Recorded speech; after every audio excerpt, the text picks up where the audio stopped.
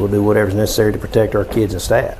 This is the stark message that greets you when you walk into one of the 2 school buildings in Callisburg, Texas.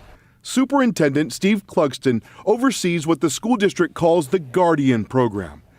It's a small force of volunteer school staff allowed to carry a concealed firearm, and Clugston says they're equipped to confront an active shooter. We don't want to be at the mercy of, somebody that's intent on doing harm. We refuse to be that person. In the wake of the Stoneman Douglas High School shooting, the idea of arming teachers has sparked outrage. Am I supposed to have a Kevlar vest? Am I supposed to strap it to my leg or put it in my desk? I don't believe teachers should be armed. I believe teachers should teach. But in some mostly rural communities across the country, the idea of arming teachers is welcomed, even by some students, like this freshman and junior at Callisburg High School who asked that we not identify them. I feel protected. I don't feel like they're going to threaten me in any way. I feel like if someone came in, that I know that they're going to handle it. So I feel very protected. I feel really safe knowing that I can come to school, and if there's an incident that does happen, that they'll be able to protect us.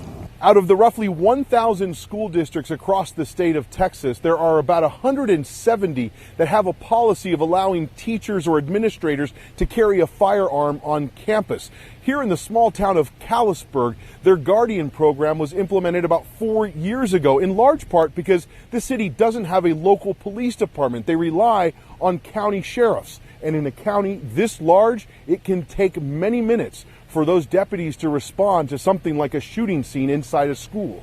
Clugston says the school's Guardian force undergoes active shooter scenario training once a year and routine target practice at gun ranges. But critics say that isn't enough. The school officer at Stoneman Douglas, who was trained far more extensively, waited outside the building as the gunman unleashed a deadly massacre. Steve Clugston is convinced that if his guardians face the same ordeal, they won't flinch. We're trying to put our teachers in a position to be better equipped to protect their kids. And I have complete faith in our team that they're willing to stand up and protect our people. The armed teachers here haven't faced the worst case scenario. So the question remains, how will they react if they're forced to face a killer? Ed Lavandera, CNN, California.